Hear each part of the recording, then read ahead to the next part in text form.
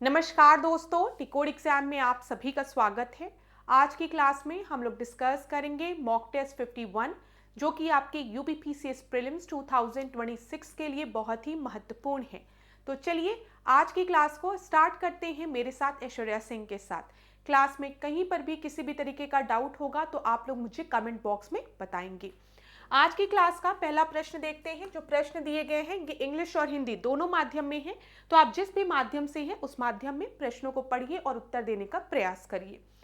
Which of the following is the other name for relief rainfall?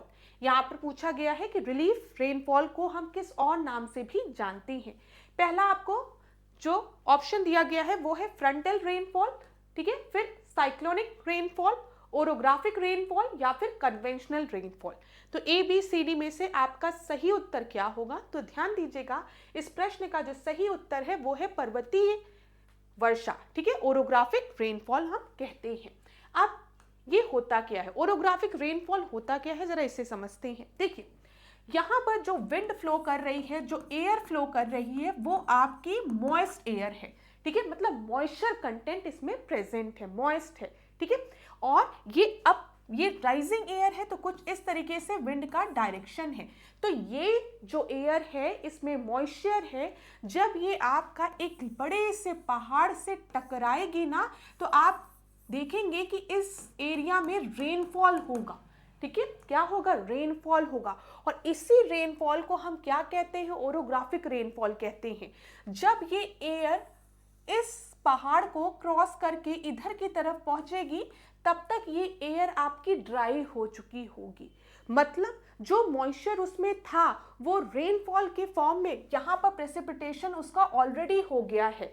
जब ये air इधर पहुंचती है तो वो एयर आपकी ड्राई हो गई रहती है, ठीक है। इसी वजह से इस एरिया में रेनफॉल देखने को नहीं मिलता है और इस एरिया को हम क्या कहते हैं, रेन शैडो रीजन।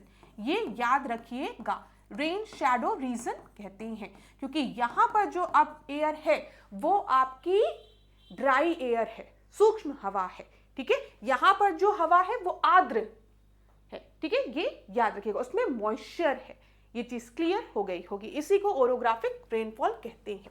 चलिए अगला देखिए, हम इस प्रश्न को देखिए। यहाँ पर क्या दिया गया, क्रॉप दिए गए हैं और उनके साइंटिफिक नेम दिए गए हैं। मैं थोड़ा सा साइड में हो जाऊं ताकि आप लोग प्रश्न को आराम से पढ़ लीजिए। तो इस प्रश्न का सही उत्तर क्या होगा, देख लीजिए आप। जब हम मटर की बात करते हैं तो मटर का साइंटिफिक नेम क्या है, बताइए।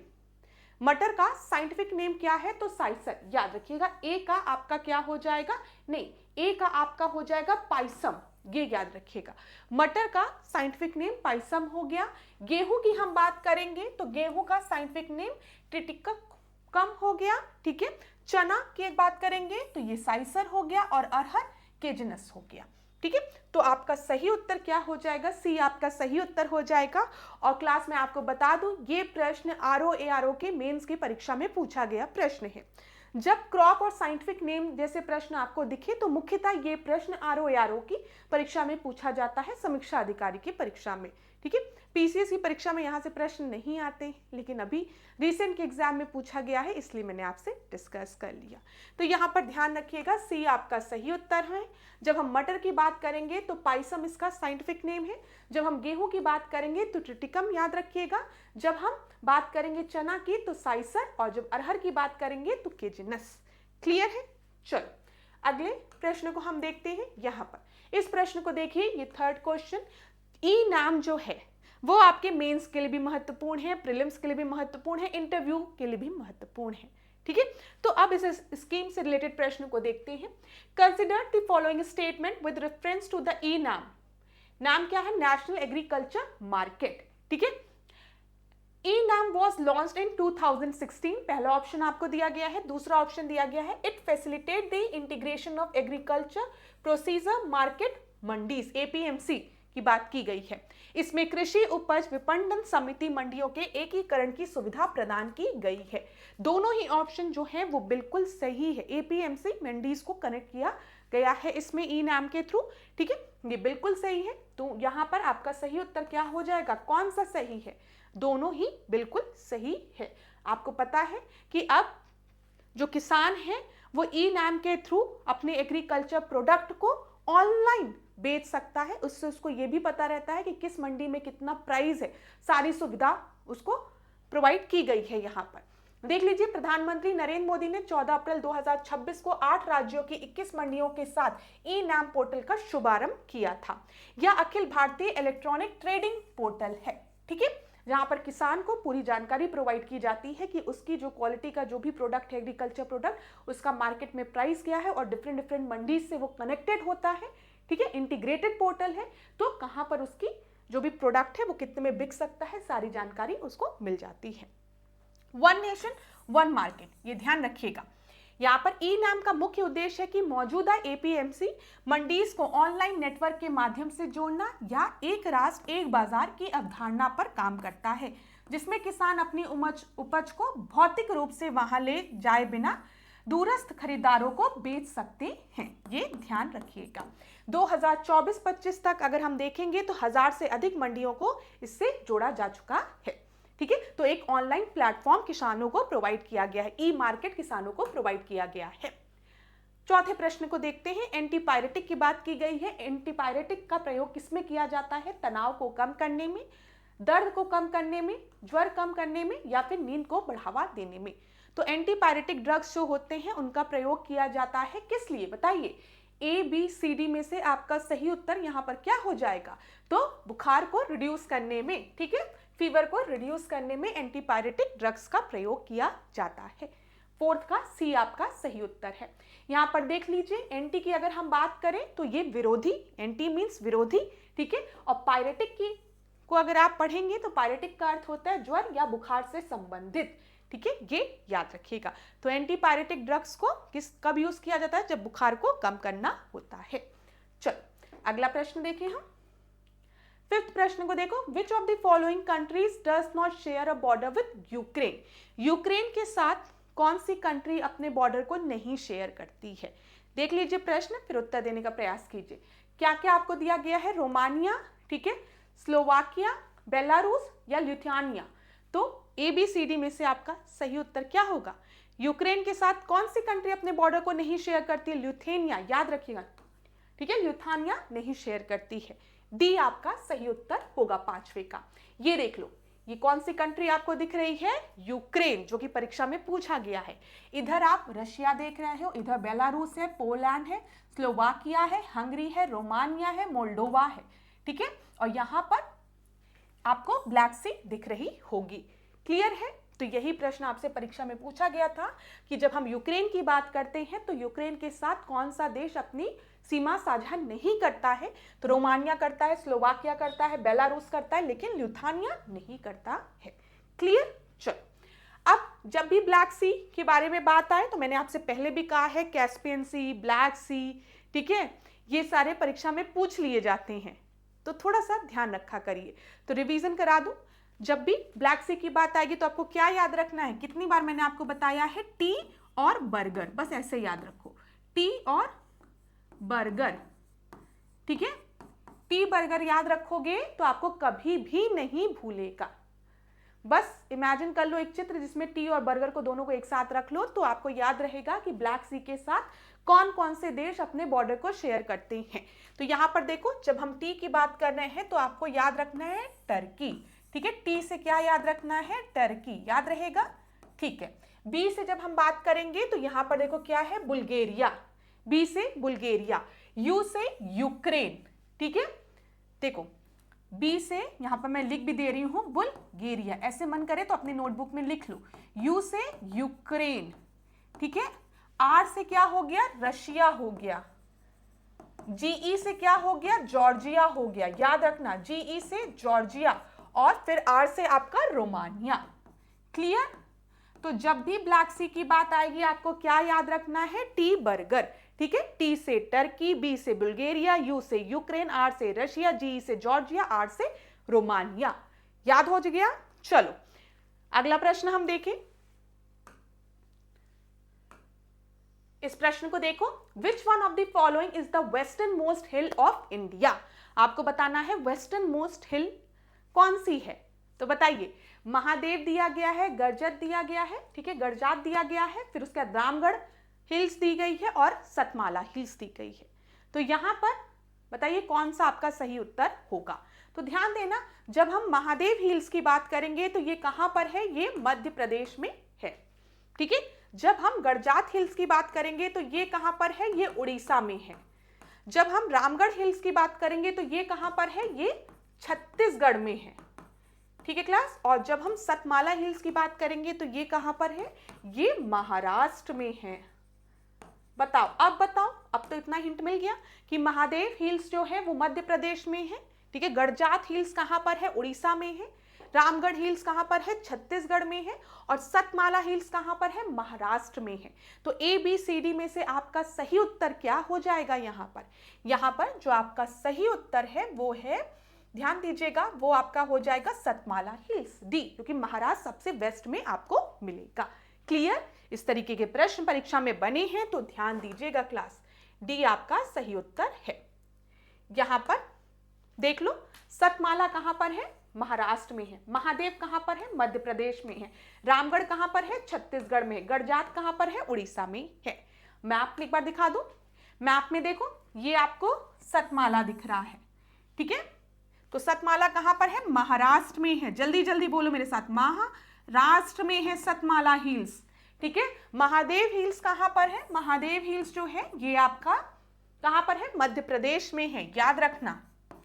ठीक है, ये देखो रामगढ़ हिल्स हो गया, ये राजमहल हिल्स याद रखो, ये गड़जात हिल्स याद रखो, ये उड़ीसा हो गया। ठीक है, इधर आपका छत्तीसगढ़ वाला रीजन हो गया।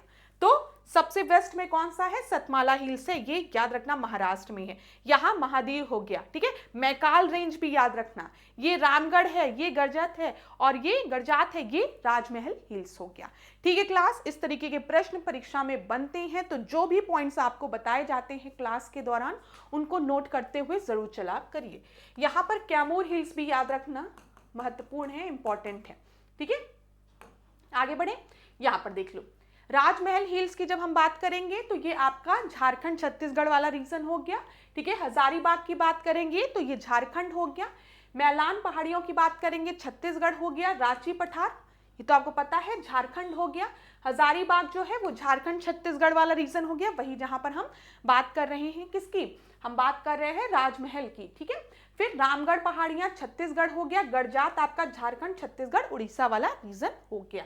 ये मैप में अगर ध्यान पे रखोगे तो याद रहेगा, ये राजमहल हिल्स, ये गड़जात हिल्स हो गया, और ये रामगढ़ हिल्स। ठीक है, तो ये आपको पता है, ये आपका छत्तीसगढ़ और उड़ीसा वाला रीजन इधर है। ठीक है, क्लियर है क्लास। चलो यहां पर फिर देखना हो तो इधर से भी देख सकते हो आप लोग।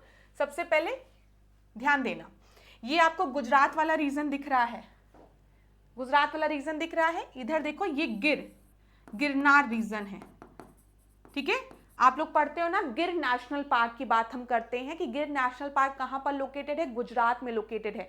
गिर नेशनल पार्क किस लिए फेमस है, एशियाटिक लॉयंस के लिए फेमस है। ठीक है, अब इधर देखो, ये अरावली माउंटेन रेंज हो गई। अब अरावली की हाईएस्ट पीक क्या है, गुरु शिखर है, कई बार पूछा गया है। अरावली की अब बात कर रहे हैं तो अभी अरावली न्यूज में भी है कि 100 मीटर से कम वालों को अरावली का हिस्सा नहीं माना जाएगा और बाकी को अरावली का हिस्सा माना जाएगा। तो बाद में स्टे भी लगा है, तो न्यूज में बरकरार है, तो ध्यान रखना। अरावली हो गया। ये आपको विंध्याचल रेंज दिख रही है, और विंध्याचल रेंज के नीचे आपको इधर सतपुरा रेंज दिखेगी। ठीक है, विंध्याचल और सतपुरा के बीच में कौन सी नदी आपकी फ्लो करती है, नर्मदा नदी फ्लो करती है, यहां पर याद रखना। ठीक है, फिर यहां देखो, ये आपका, इसको हम थोड़ा सा इसको हटाते हैं, 1 मिनट क्लास, समय देना, इरेज करते हैं ताकि क्लियरली दिखे। फिर ये देखो, यहां पर ध्यान से देखना, ये विंध्याचल रेंज हो गई, विंध्यन रेंज हो गई। ठीक है, विंध्यन रेंज हो गई, और ये सतपुड़ा रेंज हो गई। ठीक है, विंध्यन रेंज और सतपुड़ा रेंज। इधर आपको नर्मदा नदी दिखेगी। ठीक है, इधर महादेव है। ठीक है, ये मैकाल रेंज है, ये रामगढ़ है। ठीक है, फिर ये गड़जात है, याद रहेगा, ये राजमहल हिल्स है। क्लियर है, तो ये याद रखिएगा, यहां से प्रश्न बनता है। ये आपका वेस्टर्न घाट हो गया, यहां पर बाबा बुदन हिल्स हो गया कर्नाटक में। ये नीलगिरी हो गया, जहां पर वेस्टर्न और ईस्टर्न घाट आपके आके मिलते हैं, याद रखिएगा। ये आपका हो गया अन्नामलाई, अन्नामुडी, जावदी हिल्स। तो ये परीक्षा में पूछा जाता है, जो मैं आपको यहाँ पर मार्क करके बता रही हूँ। ध्यान रखिएगा क्लास, इंपॉर्टेंट चीजें हैं, परीक्षा के लिए बहुत ही महत्वपूर्ण है, इसलिए बताया जा रहा है। कहीं पर भी डाउट होगा तो बताइएगा जरूर। देखो, जब भी हम बात करते हैं इंडिया की, तो आपको पता है इंडिया की हाईएस्ट पीक जो है वो K2 है, ठीक है, याद रखिएगा ये। अरावली की बात करेंगे तो अरावली में गुरु शिखर है, याद रखिएगा, ठीक है। ईस्टर्न घाट की अगर हम बात करेंगे तो कोंडा, यहाँ पर ध्यान रखिएगा। मिजोरम में ब्लू माउंटेन कहाँ है, मिजोरम में है, ठीक है, ये भी याद रखिएगा, ठीक है। चलो अब आगे बढ़ते हैं और क्वेश्चंस को डिस्कस करते हैं, फिर एक एक करके आपको पढ़ा दूंगी। ये ब्लू माउंटेन परीक्षा में कई बार पूछा गया है। ब्लू माउंटेन कहां पर है, याद रखिएगा, मिजोरम में है, ठीक है। अगला प्रश्न देखिए, which one of the following state is most urbanised state as per census 2011। Census 2011 के अकॉर्डिंग कि सबसे अर्बनाइज्ड स्टेट कौन सा है, महाराष्ट्र, केरल, गोवा या फिर मिजोरम। तो यहां पर आपका सही उत्तर क्या हो जाएगा, जो मिजोरम है वो सबसे ज्यादा अर्बनाइज्ड है। डी आपका सही उत्तर है।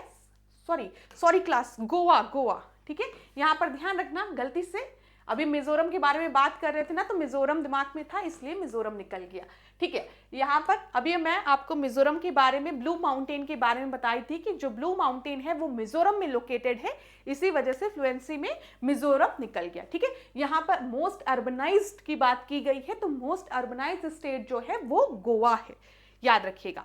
सी आपका सही उत्तर है, ठीक है। आगे बढ़े, यहाँ पर देख लीजिए, जब हम गोवा की बात करते हैं तो यहाँ पर अर्बनाइजेशन के जो आंकड़े हैं वो 62.17 है, ठीक है। जब हम मिजोरम की बात करते हैं तो 52.1, तमिलनाडु में 48.4%, केरल में 47.7%, महाराष्ट्र में 45.2%, ये याद रखिएगा, ठीक है।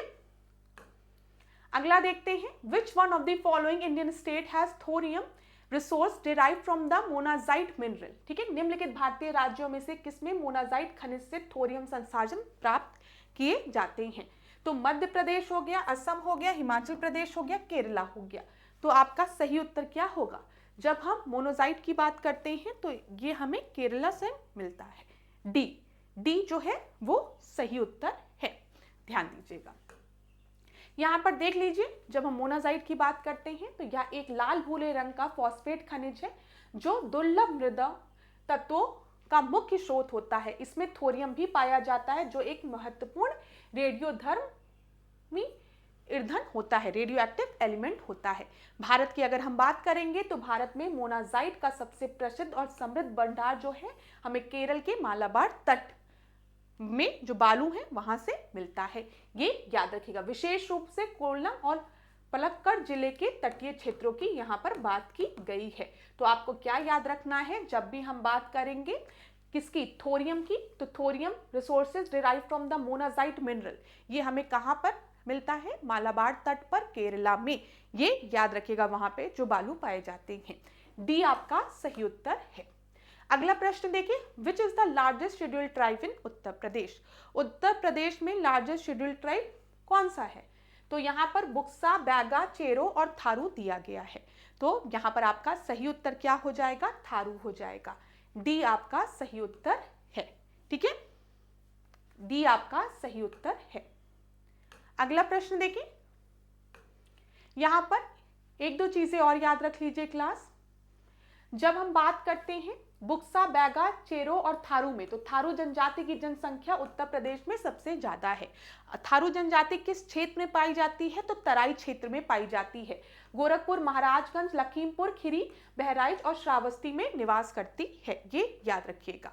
चलिए, अच्छा, अगर विकल्प में दिया रहता, यहाँ पर ध्यान रखिएगा, सभी जनजातियों को शामिल किया गया होता, जिसमें गोंड जनजाति को भी शामिल किया होता और वहां पर थारू भी दिया रहता, मतलब गोंड और थारू दोनों दिया रहता, तो आप किस पर टिक लगाते, तब आप गोंड पर टिक लगाते, ये याद रखिएगा।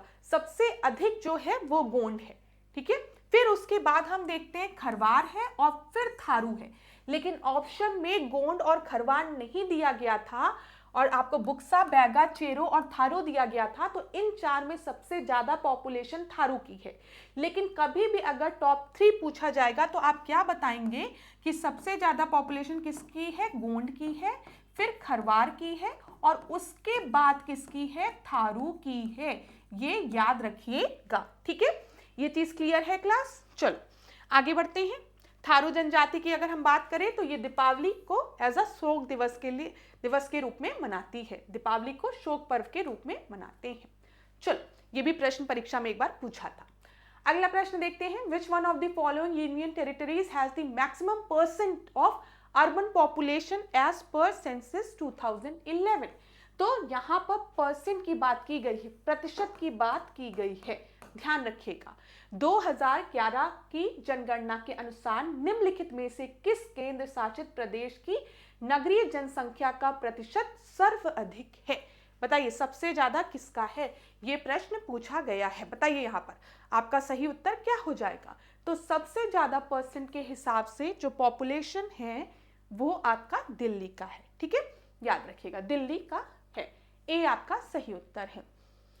2011 की जनगणना को आप ध्यान से देखिए तो यहाँ पर दिल्ली में 97.50 है, चंडीगढ़ में 97.25 है, दमनदीप में 75.17% है, पुडुचेरी में 68.33% है। ये याद रखिएगा। चलो अगला प्रश्न देखते हैं। चूड़ियों के लिए प्रसिद्ध है फिरोजाबाद, आप सभी को पता है, कई बार परीक्षाओं में पूछा भी गया है कि फिरोजाबाद किस चीज के लिए फेमस है, तो चूड़ियों के लिए फेमस है, कांच की चूड़ियां, ठीक है। चूड़ियों के लिए प्रसिद्ध फिरोजाबाद का कांच उद्योग ऐतिहासिक रूप से आसपास के क्षेत्र में किस कच्चे माल के कारण विकसित हुआ है? तो किस कच्चे माल के कारण यह विकसित हुआ है पूछा गया है। अभ्रक, चूना पत्थर, ठीक है, फेल्सपार या फिर सिलिका रेत। तो यहाँ पर ए बी सी डी में से जो आपका सही उत्तर है वो है सिलिका रेत। डी जो है वो सही उत्तर है, याद रखिएगा। आगे बढ़े अगले प्रश्न पे। 12वां प्रश्न देखिए, उत्तर प्रदेश सरकार ने सरकारी सहायता और अनुमोदन और अन्य सेवाओं तक पहुंच को आसान बनाने के लिए कौन सी योजना शुरू की है? फिर से मैं इस क्वेश्चन को रिपीट करती हूं। उत्तर प्रदेश सरकार ने सरकारी सहायता, अनुमोदन और अन्य सेवाओं तक पहुंचने को आसान बनाने के लिए कौन सी योजना शुरू की है? प्लेटिनम कार्ड योजना, Ayushman Bharat golden card, silver card योजना या फिर गोल्ड कार्ड योजना। तो याद रखिएगा गोल्ड कार्ड स्कीम को आपका लॉन्च किया गया है, स्कीम को by Uttar Pradesh government to simplify the access to government support approval and other services. तो यहां पर आपका सही उत्तर डी हो जाएगा, ठीक है। 12th का आपका सही उत्तर डी है। अगला प्रश्न देखिए, लखपति दीदी से रिलेटेड है। The government has targeted the creation of 3 crore लखपति दीदीज। ठीक है, सरकार ने 3 करोड़ लखपति दीदी बनाने का लक्ष्य रखा है। लखपति दीदी ₹1 लाख मतलब 1 लाख और उससे अधिक की वार्षिक आय वाली महिलाएं हैं। ऊपर दिए कथनों में से कौन सा कथन आपका सही है, ये आपको बताना है। अब ध्यान दीजिएगा क्लास, जो स्कीम से रिलेटेड प्रश्न होते हैं वो प्रीलिम्स के लिए तो महत्वपूर्ण होते ही हैं, साथ ही साथ मेंस के लिए भी महत्वपूर्ण होते हैं। जब आप अपने आंसर्स को लिखिए, जैसे विमेन एम्पावरमेंट से रिलेटेड प्रश्न आया कि भारत सरकार द्वारा, या फिर किसी भी तरीके से इस तरीके का प्रश्न आया कि उत्तर प्रदेश सरकार द्वारा या भारत सरकार द्वारा कौन सी योजनाएं अपनाई जा रही हैं जिसके तहत वुमेन एम्पावरमेंट की बात की जा रही है, तो आप अपने स्कीम्स को बता सकते हैं। एक चीज हमेशा याद रखिएगा, जब भी आप किसी भी वर्ग के सशक्तिकरण की बात करते हैं, एम्पावरमेंट की बात करते हैं, तो यहाँ पर आपको विभिन्न पहलुओं पर ध्यान देने की आवश्यकता होती है। ऐसा नहीं है कि विमेन्स को खाली हम एजुकेशन प्रोवाइड कर दे तो वो उनका एम्पावरमेंट हो जाएगा। उन्हें सोशली, पॉलिटिकली, इकोनॉमिकली, ठीक है, हर तरीके से एम्पावरमेंट पर उनके ध्यान देंगे, उनके सशक्तिकरण की बात करेंगे। ये याद रखिएगा, राजनीतिक तौर पर, सामाजिक तौर पर, आर्थिक तौर पर हर तरीके से हमें उन्हें मजबूत करना है, तभी हम कहेंगे सशक्तिकरण की बात करेंगे, एम्पावरमेंट की बात करेंगे। ये चीज आप लिखिए अपने आंसर्स में, तो वहां पर आप इस तरीके के स्कीम्स को मेंशन कर सकते हैं। तो यहाँ पर जो दोनों कथन दिए गए हैं वो बिल्कुल सही है और इस प्रश्न का उत्तर क्या होगा? 13th का सी आपका सही उत्तर हो जाएगा। देखिए, अगर हम देखें प्रारंभ में सरकार ने 2 करोड़ लखपति दीदी का लक्ष्य रखा था, लेकिन बाद में इस लक्ष्य को बढ़ाकर कितना कर दिया गया, इस लक्ष्य को 3 करोड़ लखपति दीदी का कर दिया गया। ध्यान रखिएगा, अंतरिम बजट 2024-25 में 1 फरवरी 2024 को जो निर्मला सीतारमण ने पेश किया था, उसमें उसकी सफलता को देखते हुए लक्ष्य को 2 करोड़ से बढ़ाकर कितना घोषित कर दिया गया, 3 करोड़ कर दिया गया। ये इंपॉर्टेंट चीज है, ध्यान रखिएगा। इसमें बहुत से स्टूडेंट गलत कर दिए थे इस प्रश्न को, क्योंकि उनको लक्ष्य अभी 2 ही करोड़ का याद था, लेकिन अब इसको बढ़ाकर 3 करोड़ कर दिया गया है। ठीक है, लखपति दीदी में अगर हम देखें तो 1 लाख रुपए और उससे अधिक की वार्षिक आय वाली महिलाएं सम्मिलित हैं। ठीक है, चलो आगे बढ़ें अगले प्रश्न पे। इस प्रश्न को देखो, विच of the following provision come under the part 9 of the Indian constitution. भारतीय संविधान की बात की गई है और भारतीय संविधान के पार्ट 9 में कौन सा प्रोविजन आपका आता है, बताइए। सबसे आसान प्रश्न, यहाँ पर क्या हो जाएगा, ए आपका सही उत्तर हो जाएगा। आप सभी को पता है जब हम पार्ट 9 की बात करते हैं तो इसे हमारे संविधान में संशोधन 73rd, ठीक है, constitutional amendment 73rd constitutional amendment act के तहत पार्ट 9 को जोड़ा गया था, ये याद रखिएगा। ठीक है, इसी तरीके से पार्ट 9A की जब हम बात करते हैं, म्युनिसिपैलिटीज की हम बात करते हैं, तो उसे 74th कॉन्स्टिट्यूशनल अमेंडमेंट एक्ट के तहत जोड़ा गया था। फिर पार्ट 9B की जब हम बात करते हैं तो उसमें हम सहकारी समितियों की बात करते हैं, कोऑपरेटिव सोसाइटी की बात करते हैं। तो याद रखिएगा, सबसे पहले 9 में हम पंचायत की बात करते हैं, फिर A में हम म्युनिसिपैलिटी नगर पालिका की, और फिर B में सहकारी समिति कोऑपरेटिव सोसाइटीज पर फोकस किया जाता है। तो ये महत्वपूर्ण है जो मैंने आपको बता दिया। चलो यहाँ पर अमेंडमेंट भी याद रखना, जब पंचायत की बात करते हैं तो 73rd कॉन्स्टिट्यूशनल अमेंडमेंट, जब हम म्युनिसिपैलिटी की बात करते हैं 74th कॉन्स्टिट्यूशनल अमेंडमेंट, जब हम सहकारी समितियों की बात करते हैं, कोऑपरेटिव सोसाइटीज की बात करते हैं तो 97th कॉन्स्टिट्यूशनल अमेंडमेंट हो गया। आगे बढ़े 15 प्रश्न को देखो, यहाँ पर आपको अरेंज करना है क्रोनोलॉजिकल ऑर्डर में शासकों को, पल्लव शासक हैं उनको क्रोनोलॉजिकल ऑर्डर में आपको अरेंज करना है। सबसे पहले परमेश्वर वर्मन दिए हैं, नरसिंह वर्मन दिए हैं, नंदी वर्मन दिए हैं, महेंद्र वर्मन दिए हैं। तो बताइए यहाँ पर आपका सही उत्तर क्या हो जाएगा। अगर हम संस्थापकों की बात करें तो सबसे पहले तो आपके महेंद्र वर्मन हो जाएंगे, तो महेंद्र वर्मन 2 जगह दिए गए हैं। महेंद्र वर्मन के बाद अगर आपने पल्लव डायनेस्टी को पढ़ा है तो उसके बाद आते हैं आपके नरसिंह वर्मन। ठीक है, नरसिंह वर्मन यहाँ दिए गए हैं, इसमें नंदी वर्मन दिए नहीं, फिर उसके बाद परमेश्वर वर्मन और फिर नंदी वर्मन। तो उत्तर सी आपका सही हो जाएगा। देख लेते हैं यहाँ पर, देखिए सी आपका सही उत्तर है। अब क्लास एक बार मैप में देख लो, इंडिया के मैप में डायनेस्टीज को। यहाँ पर आपको चालुक्य डायनेस्टी दिख रही होगी।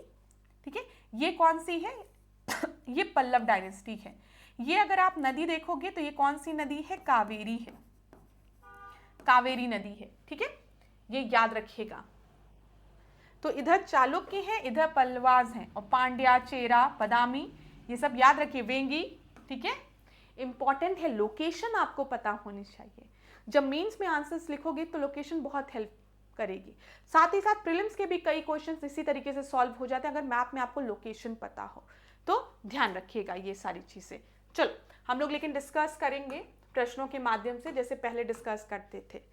क्लास इधर बीच आपका जब से प्रीलिम्स टल गया है तब से मैंने देखा है बच्चों को भी थोड़ा रिलैक्स हो गया जिनको प्रीलिम्स देना है, क्योंकि अभी काफ़ी समय है।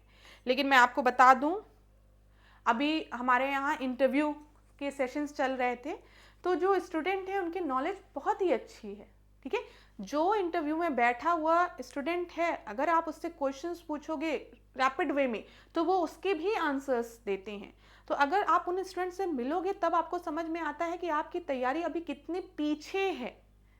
तो अभी जब आप प्रीलिम्स में खाली प्रीलिम्स की तैयारी सोच कर बैठते हो ना, तो फिर आप मेंस में लैग कर जाते हो, नहीं तो फिर इंटरव्यू में जाकर लैग कर जाते हो। तो अगर अभी आपके पास प्रीलिम्स के लिए समय है तो मैं आपको सजेस्ट करूंगी कि थोड़ा समय प्रीलिम्स को दो, साथ ही साथ मेंस के लिए भी पढ़ो। ठीक है, और प्लस जब प्रीलिम्स और मेंस के लिए पढ़ते हो तो इंटरव्यू की तैयारी खुद ही होती रहती है। तो पढ़ाई करो, मतलब पढ़ाई को कंटिन्यूस रखो ना, मतलब पढ़ते रहो। ऐसा ना हो कि फिर 1 साल और बीता, 1 साल और बीता, समय निकल जा रहा है, समझने का प्रयास करिएगा इस चीज को आप लोग। चलिए अगला प्रश्न हम देखते हैं। ब्रंटलैंड रिपोर्ट के बारे में पूछा गया है। कई बार मैंने आपको बताया है कि जब भी हम ब्रंटलैंड रिपोर्ट की बात करते हैं तो ब्रंटलैंड रिपोर्ट जो है वो किससे रिलेटेड है, वो सस्टेनेबल डेवलपमेंट से रिलेटेड है, एसडीजी गोल से रिलेटेड है। ब्रंटलैंड रिपोर्ट को कब पेश किया गया था? 1987 में पेश किया गया था। याद रखिएगा किससे रिलेटेड है? सतत विकास लक्ष्यों से रिलेटेड है, नहीं सतत विकास से रिलेटेड है, ये याद रखिएगा। जब ब्रंटलैंड रिपोर्ट की हम बात करते हैं तो पहली बार ये धारणा जो थी सतत विकास की, उसके बारे में इसमें बात की गई थी। ठीक है, ये 1987। सस्टेनेबल डेवलपमेंट गोल्स की बात करते हैं तो 2015 में इसे एक्सेप्ट किया गया था। दोनों में डिफरेंस पता चल रहा है ना, कि जब हम सतत विकास की बात करते हैं तो इस अवधारणा को लाया गया था ब्रंटलैंड रिपोर्ट में, जिसका कि शीर्षक क्या था? Our common future. ये भी याद रखिएगा, आवर कॉमन फ्यूचर इसका शीर्षक था। ठीक है, इसे पेश किया गया था 1987 में। और जब हम एसडीजी गोल्स की बात करते हैं तो इसे एक्सेप्ट किया गया था 2015 में। ये याद रखिएगा, जिसमें 17 गोल्स दिए गए हैं और इन गोल्स को 2030 तक अचीव करने की बात कही गई थी। तो यहां पर आपका सही उत्तर क्या हो जाएगा? ए आपका सही उत्तर हो जाएगा, ध्यान दीजिएगा। चलिए अगला प्रश्न देखिए। यहां पर तमिलनाडु, महाराष्ट्र, आंध्र प्रदेश, उत्तर प्रदेश को coat 1, 2, 3, 4 as above for the state. Arrange these state in ascending order of their percentage of population as per census 2011. इन्हें आपको अरेंज करना है। 2011 के सेंसस से रिलेटेड आपने प्रश्न देखे आज की क्लास में। जो पहला प्रश्न था वो पूछा गया था कि कौन सा मोस्ट अर्बनाइज्ड स्टेट है, जिसका कि उत्तर गोवा था। ठीक है, दूसरा प्रश्न पूछा गया था कि अर्बनाइजेशन के हिसाब से अगर हम परसेंटेज के बेसिस पे चले तो कहां पर सबसे ज्यादा अर्बनाइज्ड पॉपुलेशन है on the basis of percentage, तो उसका आंसर क्या था? दिल्ली था। ठीक है, और अब जो प्रश्न पूछा गया है इसमें बोला गया है 2011 की जनगणना के अनुसार उनकी जनसंख्या के प्रतिशत के आरोही क्रम में उन्हें व्यवस्थित करना है। तो बताइए 17 का आपका आंसर क्या हो जाएगा यहाँ पर? तो ध्यान दीजिएगा के अनुसार जनसंख्या के प्रतिशत के आरोही क्रम में, असेंडिंग ऑर्डर में उन्हें अरेंज करना है, छोटे से बड़े में ना। तो यहां पर अगर हम देखें तो सबसे ज्यादा पॉपुलेशन कहां पर है? उत्तर प्रदेश हो जाएगा। ठीक है, ध्यान दीजिएगा क्लास। उसके बाद हम देखेंगे तो महाराष्ट्र हो जाएगा, तो दूसरे नंबर पे महाराष्ट्र है, फिर तमिलनाडु है, फिर आंध्र प्रदेश है। तो छोटे से बड़े में अरेंज करना था असेंडिंग ऑर्डर में, तो आपका उत्तर क्या हो जाएगा? डी हो जाएगा। आंध्र प्रदेश, तमिलनाडु, महाराष्ट्र, देन उत्तर प्रदेश। सबसे ज्यादा कहां पर है? उत्तर प्रदेश में है जनसंख्या में। ठीक है, चल डी का फोर्थ आपका सही उत्तर हो गया। देख लीजिए यहां पर सबसे बड़ा आपका उत्तर प्रदेश है और सबसे छोटा चौथे नंबर पे आंध्र प्रदेश हो गया। उत्तर प्रदेश में अगर हम परसेंटेज के हिसाब से देखेंगे तो 16.51%। ठीक है, 19.98 करोड़ पॉपुलेशन है। अगला प्रश्न देखें 18वां। Which ruler defeated the Chola king Parantaka first and build a victory pillar and temple at Rameswaram? बताइए सही उत्तर क्या होगा यहाँ पर, कि किस शासक ने चोल राजा परांतक प्रथम को हराया और रामेश्वरम में एक विजय स्तंभ तथा मंदिर का निर्माण कराया था? तो ए बी सी डी में से आपका सही उत्तर यहाँ पर क्या होगा? 18th में। तो 18th का आपका सही उत्तर है कृष्ण तृतीय ने। कृष्ण तृतीय ने चोल राजा परांतक प्रथम को हराया था और रामेश्वरम में एक विजय स्तंभ तथा मंदिर का निर्माण कराया था। तो 18th का डी आपका सही उत्तर है। ठीक है, याद रखिएगा। क्लियर है क्लास? चलिए आगे बढ़े। 19th प्रश्न को देखिए। Consider the following construction and arrange these in correct chronological order from oldest to newest. बताइए अलाई दरवाजा दिया गया है, अढ़ाई दिन का झोपड़ा दिया गया है, अटाला मस्जिद दिया गया है, काली मस्जिद दिया गया है। अब अगर आपको वीडियो को पॉज करके थोड़ी देर प्रश्न को पढ़ने की आवश्यकता है तो आप अपने अनुसार वीडियो को पॉज कर लीजिए और प्रश्न को पढ़िए, फिर उत्तर दीजिए। तो यहां पर 19th का आपका सही उत्तर क्या हो जाएगा? बताइए। सबसे पहले आपका हो जाएगा अढ़ाई दिन का झोपड़ा। ठीक है, दूसरा फिर अलाई दरवाजा, फिर काली मस्जिद, फिर अटाला मस्जिद। ठीक है, ए आपका सही उत्तर होगा। देख लेते हैं, ए आपका सही उत्तर है। अब जो इंपॉर्टेंट पॉइंट बताने जा रही हूं ध्यान रखिएगा, क्योंकि यहां से भी परीक्षा में प्रश्न बना था, पूछा जाता है कि अटाला मस्जिद कहां पर है। ठीक है, तो ध्यान दीजिएगा। पहले अढ़ाई दिन के झोपड़े से बात करते हैं। अढ़ाई दिन के झोपड़े की अगर हम बात करें तो ये कहां पर है, ये अजमेर में राजस्थान में है, याद रखिएगा। इसके निर्माता कौन है, तो इसके निर्माता है कुतुबुद्दीन ऐबक, जो कि गुलाम वंश से थे। ठीक है, तो इसका निर्माण कब हुआ है, 1192 में इसका निर्माण हुआ है। ठीक है, अगर हम देखें इसकी विशेषता क्या है, ये भारत की सबसे पुरानी मस्जिदों में से एक है, या इसे एक संस्कृत महाविद्यालय के स्थान पर बनाया गया था अढ़ाई दिन का झोपड़े को। ठीक है, फिर अलाई दरवाजा की जब हम बात करते हैं तो ये कुतुब मीनार परिषद में ही है। आप कुतुब मीनार देखने जाएंगे तो वहां पर आपको अलाई दरवाजा भी दिखेगा। इसके निर्माता कौन है, अलाउद्दीन खिलजी हैं, जो कि खिलजी वंश से बिलोंग करते थे। ठीक है, चलो आगे बढ़े। फिर उसके बाद देखो काली मस्जिद की हम बात करेंगे तो ये निजामुद्दीन बस्ती के आसपास दिल्ली में ही है, इसे काली मस्जिद कहा जाता है। इसके निर्माता कौन है, खाने जहां है। ठीक है, जो कि फिरोज शाह तुगलक के प्रधानमंत्री थे। तो इसकी स्थापना कब हुई थी, तुगलक वंश के समय में हुई थी। पहले वाला जब हम अढ़ाई दिन के झोपड़े की बात करते हैं तो इसकी स्थापना कब हुई है, गुलाम वंश के समय में हुई है। ठीक है, याद रखिएगा, कुतुबुद्दीन ऐबक द्वारा। अलाई दरवाजे की जब हम बात करते हैं तो इसकी स्थापना खिलजी वंश के समय में हुई है, अलाउद्दीन खिलजी के समय। जब काली मस्जिद की बात करते हैं तो इसकी स्थापना तुगलक वंश के समय में हुई है, फिरोज शाह तुगलक के समय। अटाला मस्जिद की बात करते हैं तो अटाला मस्जिद कहां पर है, जौनपुर में है, कई बार पूछा गया है। ठीक है, इसके निर्माता कौन है, शर्की वंश के लोग हैं, इब्राहिम शाह शर्की, याद रखिएगा। ठीक है क्लास, तो उत्तर आपको पता चल गया। चलिए 20वें प्रश्न को हम देखते हैं। Atom of the same element having different mass number are called. तो बताइए, जब हम एटम्स की बात करते हैं तो इसमें बोला गया है atom of the same element having different mass number. Mass number जो है वो डिफरेंट है यहां पर। ठीक है, तो बताइए यहां पर आपका सही उत्तर क्या हो जाएगा 20वें का। तो 20वें का जो सही उत्तर है डिफरेंट मास नंबर है। अगर मास नंबर सेम होता तो क्या होता, आइसोबार होता। डिफरेंट मास नंबर है तो ये आइसोटोप्स होगा। ठीक है, बी आपका सही उत्तर है। यहां पर ध्यान दीजिए, आइसोटोप्स वे परमाणु जिनकी परमाणु संख्या एटॉमिक नंबर समान होती है। ठीक है, एटॉमिक नंबर जो है वो समान है लेकिन मास नंबर जो है वो भिन्न है, तो इसी वजह से इसे हम आइसोटोप्स कहते हैं। और अगर यहां पर कंडीशन होती जिसमें मास नंबर जो है वो आपका सेम होता, मास नंबर क्या है, सेम होता, और जो एटॉमिक नंबर है वो क्या होता, वो डिफरेंट होता, एटॉमिक नंबर जो होता वो डिफरेंट होता, तो हम इसे क्या कहते हैं, हम इसे आइसोटोप्स कहते हैं। ये याद रखिएगा क्लास, महत्वपूर्ण चीज है। तो यहां पर बी आपका सही उत्तर है। अगला प्रश्न देखें, इन स्वच्छ वायु सर्वेक्षण 2025 which city secured the top position in the population category below 3 lakh. यहां पर ध्यान दीजिएगा, बिलो 3 लाख की बात की गई है, 3 लाख से कम संख्या वाले, ठीक है, शहरों की बात की गई है। उसमें स्वच्छ वायु सर्वेक्षण 2025 में कौन सा आपका शहर जो था वो टॉप पे था, शीर्ष में था, 3 लाख से कम वाले, तो देवास, ये याद रखिएगा। डी आपका सही उत्तर है।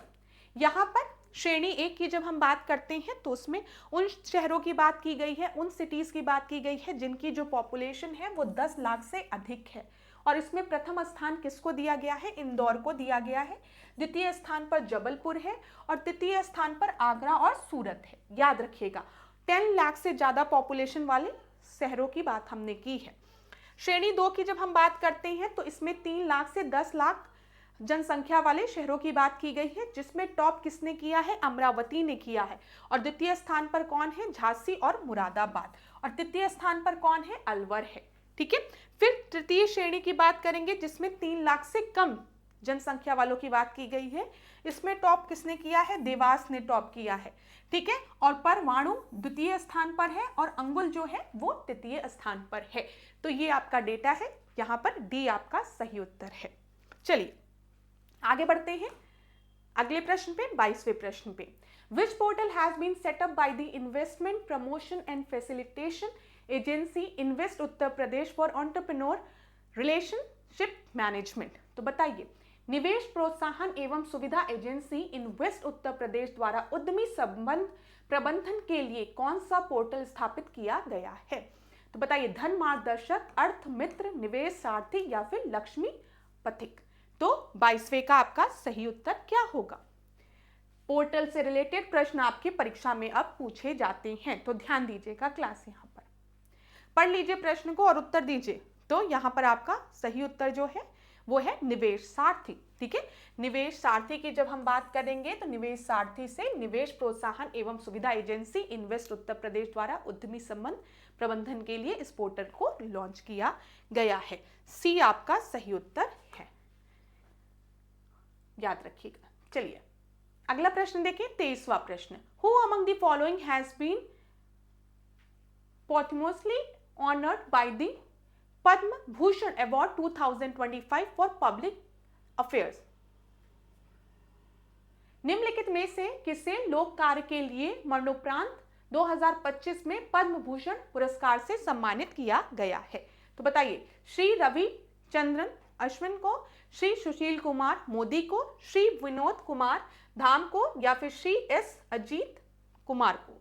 तो ए बी सी डी में से आपका सही उत्तर क्या हो जाएगा? 23 का आपको बताना है। तो 23 का जो आपका सही उत्तर है वो है श्री सुशील कुमार मोदी को। बी आपका सही उत्तर है। इन्हें पद्म भूषण पुरस्कार से सम्मानित किया गया है। बी ध्यान रखिएगा, ये किस राज्य से बिलोंग करते हैं? बिहार में। किस क्षेत्र के लिए इन्हें दिया गया है? पब्लिक अफेयर के लिए। ठीक है, वे बिहार के पूर्व उप मुख्यमंत्री और भाजपा के वरिष्ठ नेता थे। उन्हें बिहार में वित्तीय सुधारों और जीएसटी कार्यान्वयन में उनकी भूमिका के लिए इस पुरस्कार को दिया गया है। ठीक है, याद रखिएगा। ठीक है, यहाँ पर ध्यान रखिए, रविचंद्रन अश्विन की हम बात करते हैं तो ये भारतीय क्रिकेटर है, लोकप्रिय भारतीय क्रिकेटर है, तो इन्हें स्पोर्ट्स के लिए दिया गया है। श्री विनोद कुमार धाम की हम बात करेंगे तो इन्हें पेंटियम चिप का जनक कहा जाता है। 2025 में इन्हें पद्म भूषण मिला है विज्ञान और इंजीनियरिंग के क्षेत्र में। ठीक है, फिर उसके बाद श्री एस अजीत कुमार की जब हम बात करेंगे तो ये एक तमिल अभिनेता है जिनको 2025 में पद्म भूषण से सम्मानित किया गया है। आगे देखिए 24वें प्रश्न को, यहाँ पे मोरमो गांव, नहवा, शेवा, मंजगांव निम्नलिखित में से किस कारण प्रसिद्ध है? आपको बताना है। बॉक्साइट खनन के लिए, प्राकृतिक बंदरगाह के लिए, पवन ऊर्जा उत्पादन के लिए, रामसर स्थल के लिए। तो जब हम बात करते हैं मोरमू गांव की तो ये कहां पर है? ये गोवा में है। ठीक है, याद रखिएगा। नहावा, मंजगांव ये जो है ये सारे नेचुरल पोर्ट्स हैं। तो नेचुरल पोर्ट्स, प्राकृतिक बंदरगाह, बी आपका सही उत्तर है। अगला प्रश्न देखिए 25वां, which of the following is not the main objective of Namami Gange programme in India? Namami Gange programme का ऑब्जेक्टिव कौन सा नहीं है? महत्वपूर्ण है प्रीलिम्स और मेंस दोनों के लिए। तो पढ़ना, गंगा ग्राम की बात नमामि गंगे में की गई है, वनीकरण की बात नमामि गंगे में की गई है, नगरों में डीजल चलित वाहन प्रतिबंध करने की बात और नदी तट विकास की बात। तो ध्यान रखिएगा, गंगा ग्राम की बात की गई है, वनीकरण की बात की गई है, नदी तट के विकास की बात की गई है, लेकिन नगरों में डीजल चलित वाहन प्रतिबंध करने की बात नहीं की गई है नमामि गंगा प्रोग्राम में। अब नमामि गंगा प्रोग्राम की बात की गई है तो गंगा नदी की बात यहाँ पर की जाएगी, उसके प्रोटेक्शन की बात की जाएगी। तो यहाँ पर गंगा ग्राम, वनीकरण, नदी तट का विकास। ठीक है, डीजल चलित वाहन का प्रतिबंध लगाने की बात अगर होती तो ये आपके वायु से रिलेटेड है, एयर पॉल्यूशन से रिलेटेड है, कि जो डीजल के जो आपके व्हीकल्स हैं उससे जो हार्मफुल गैसेस एमिट होती हैं, ग्रीन हाउस गैसेस का एमिशन होता है, उससे क्या हो रहा है? क्लाइमेट, आपका क्लाइमेट चेंज देखने को मिल रहा है। तो सी यहाँ पर आपका सही उत्तर हो जाएगा। इसमें देखिएगा इसके 8 प्रमुख स्तंभ हैं, जिसमें सीवेज ट्रीटमेंट इंफ्रास्ट्रक्चर है, रिवर फ्रंट डेवलपमेंट है, रिवर सरफेस क्लीनिंग है, बायोडाइवर्सिटी है, एफॉरेस्टेशन है, याद रखिएगा, पब्लिक अवेयरनेस की बात की गई है, इंडस्ट्रियल एफ्लुएंट मॉनिटरिंग की बात की गई है, गंगा ग्राम की बात की गई है, लेकिन जो डीजल से चलने वाली गाड़ियां हैं उन पे प्रतिबंध लगाने की बात नहीं की गई है, ध्यान रखिएगा। तो चलिए क्लास, आज के सेशन का ये आखिरी, मतलब आज के मॉक टेस्ट का ये आखिरी प्रश्न था। आज के मॉक टेस्ट को कंप्लीट करने के पहले मैं थोड़ी सी इंफॉर्मेशन आपको दे दूं यूपीपीसीएस फाउंडेशन कोर्स 2026 के बारे में। इस फाउंडेशन कोर्स में एंटायर सिलेबस को कवर किया गया है, प्रीलिम्स और मेंस दोनों की। ठीक है, यहाँ पर अगर आपको मैं बता दूं कि पास्ट ईयर्स के पेपर्स आपको प्रोवाइड किए जाएंगे, पास्ट ईयर्स के जो क्वेश्चंस हैं वो भी लगवाए जाएंगे, प्रीलिम्स और मेंस दोनों के। ठीक है, मेंस में आंसर्स को किस तरीके से लिखना है ये आपको बताया जाएगा। तो अगर इस कोर्स से रिलेटेड आपको कोई भी इंफॉर्मेशन चाहिए, मन में कोई भी डाउट है, कुछ प्रश्न पूछना चाहते हैं, तो नीचे कॉन्टैक्ट नंबर दिया गया है 860440 09201 इस पर आप कांटेक्ट कर सकते हैं। यहाँ पर आपको सारी इंफॉर्मेशन इस कोर्स से रिलेटेड प्रोवाइड करा दी जाएगी। ठीक है, तो चलो अब आज की क्लास को यहीं पे एंड करेंगे। नेक्स्ट क्लास में आपसे मिलेंगे नए प्रश्नों के साथ। अगर कहीं पर भी आपको किसी भी तरीके का डाउट होता है तो आप लोग मुझे कमेंट बॉक्स में बता सकते हैं। क्लास धन्यवाद। लास्ट में जाते जाते यही कहूँगी, खूब पढ़िए, खूब आगे बढ़िए। प्रीलिम्स में कहीं पर भी डाउट होता है, किसी भी चैप्टर में प्रॉब्लम होती है, कोई ऐसा पोर्शन जो समझ में नहीं आता है, तो आप मुझे कमेंट बॉक्स में बता सकते हैं। नेक्स्ट क्लास में हम मिलेंगे नए प्रश्नों के साथ। धन्यवाद क्लास, खूब पढ़िए, खूब आगे बढ़िए। धन्यवाद।